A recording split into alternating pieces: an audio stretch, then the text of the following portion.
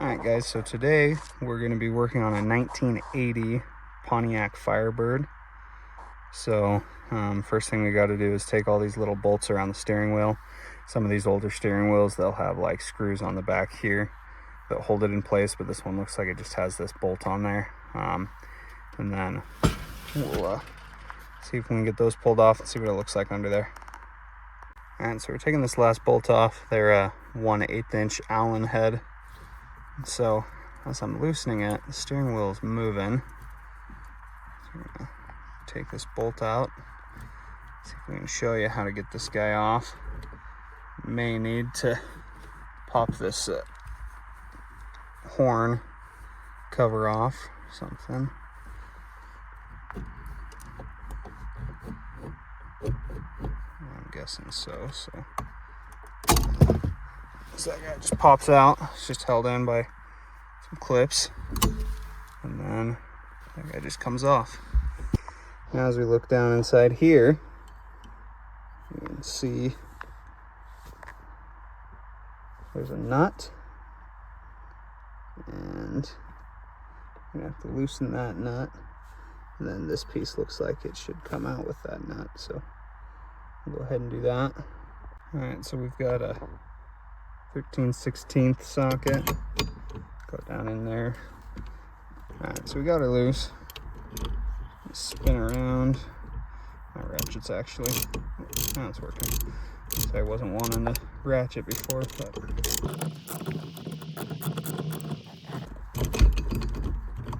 Okay, so now that whole piece just comes out, nut's sitting inside the socket there. Got the nut there, this whole piece, set that guy up there. And then my guess is that you pull this whole assembly off like you would the steering wheel. So you didn't really get away from pulling the steering wheel off, but if you'll notice in there's a couple marks that line up with each other, so that's where you line up for the steering wheel assembly. Okay, so this is our steering wheel puller. Need to get some new bolts for it. These ones are pretty bent from the last time that we did one. Pretty rough shape, but so it's kind of how you set it up. I'm gonna attempt to do this one-handed so you can see. Yeah, so you just get the one bolt in there, get it started, and get it threaded in there.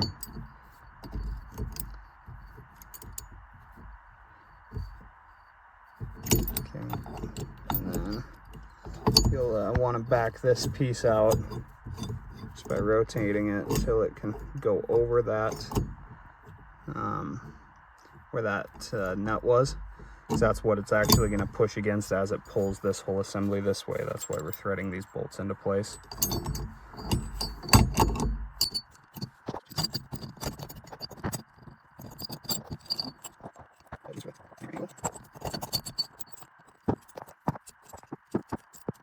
So you just want to get those started. You want to start them by hand for sure, and then you can use a socket, crescent wrench.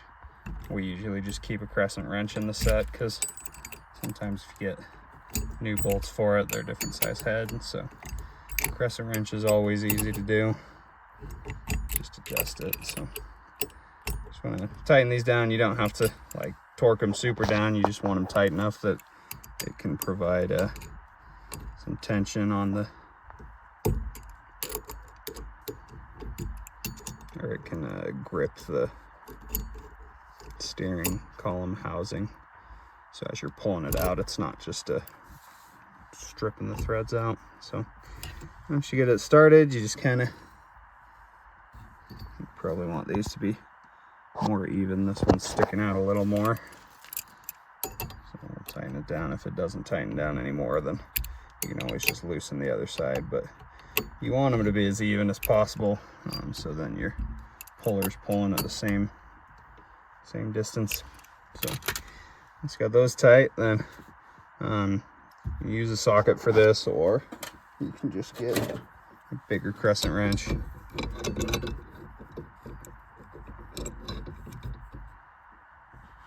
you just tighten this guy As you're tightening it, you can see it's starting to pull that away. And so it usually comes all at once. Yep, there it went. So, and once it's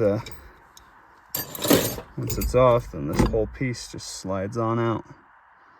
And so you're pushing pressure against that as you're pulling this piece out and away.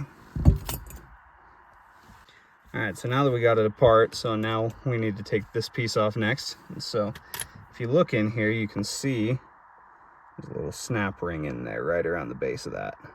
So we've got a tool that threads over those threads and the spindles for the steering housing. Don't want to mess those up, so we've got a little push plate tool that this cap threads over those. So you want to start with that. Just kind of thread it down, and as you thread it in place, then it just threads down over those spindles and threads and just protects it, because you don't want to gouge those up.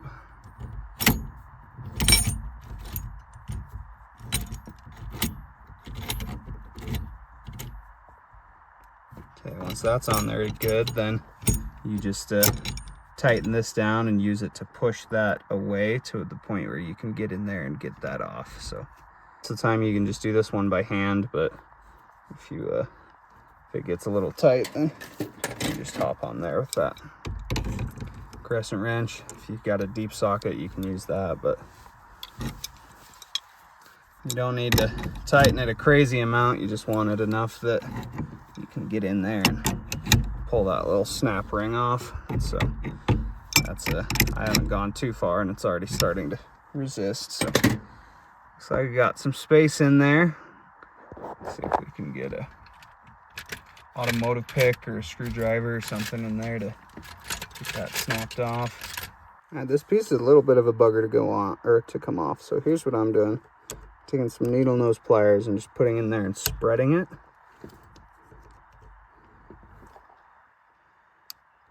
And then once I've got it spread, then I'm gonna grab it with a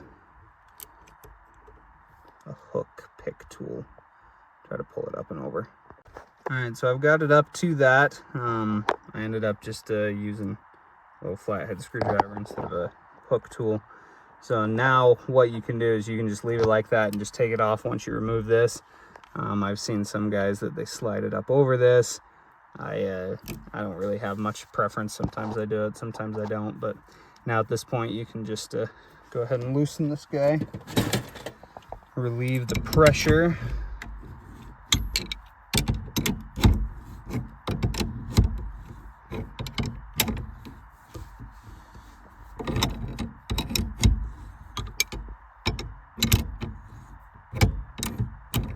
Make sure whenever you're taking this off or putting it on that you always have this piece and have the pressure on it, because it's on a big old spring. So if you remove that snap ring without using this this press tool, it's going to be an unfortunate day for your eyes or any other body part that little snap ring shoots out at.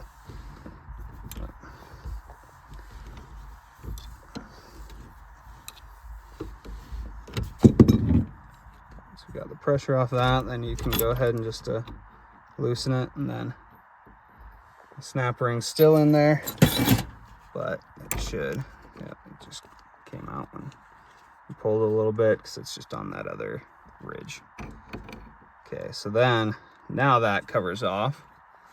So now we look in here and we can see, remove this assembly,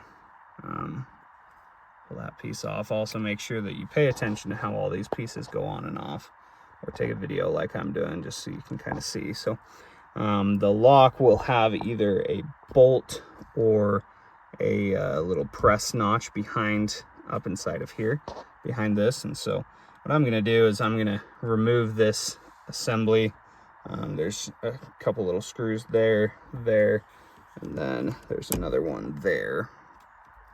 That moves with the turn signal, so you just move it to get access to that. And then this piece, you just kind of pull out and hang down because there's a wire on it, and so you don't want to like yank it out, you break the wire.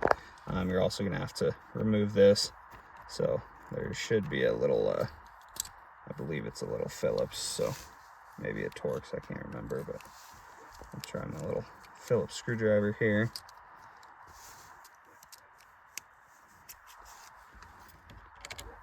Yeah, it's just a little Phillips screw that holds that in place. And so I'm going to take that off as well. And then set that guy up there. It's probably a good idea to have these organized in like the order that you took them off if you haven't taken a video on how you're doing it, so you can watch yourself.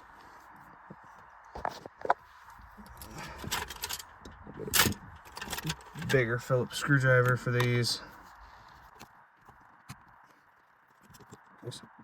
Sometimes those two that are recessed a little more difficult to get the screws out. Just make sure that you're paying attention to where they are and what they're doing, because you don't want to lose them.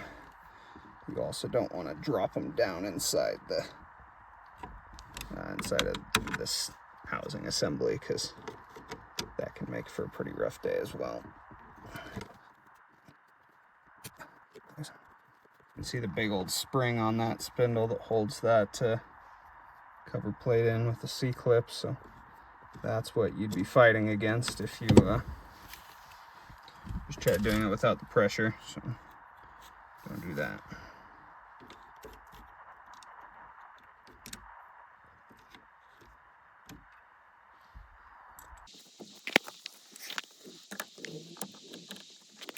Alright, so I didn't film this part, but I did remove this piece that was sitting there as well. Just another little Phillips screw.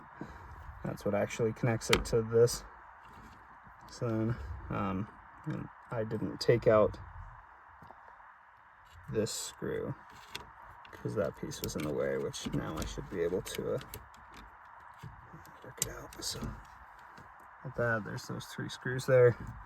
And then, like I said before, this piece just kind of, it doesn't completely clear, so you kind of gotta just move it over there, and then you should be able to see access to that. So it's that tab right there. Hopefully this isn't one of the ones. Last one I did, I had to actually break a little piece out so I could see the thing. So there's a pretty quick, easy way to tell. Let's just hold another ignition up to it. See. Okay, so this one, have the hold-in tab, and looks like it should just be right there. So just need to get something a little skinnier to throw in there. Got a teeny tiny little screwdriver that's a little bent. So let's see.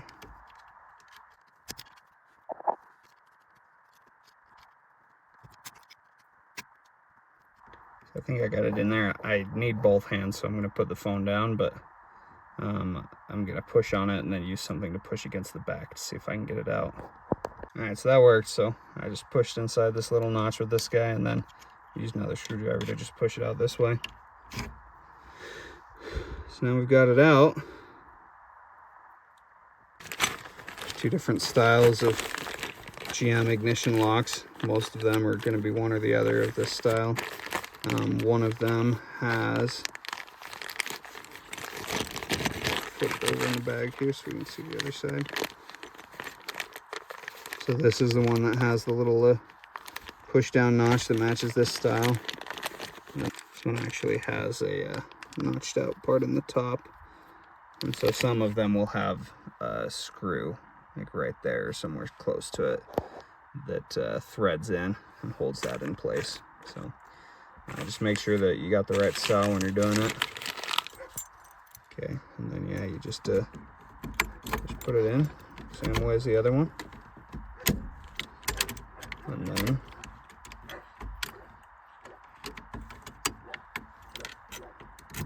now you've got a working key.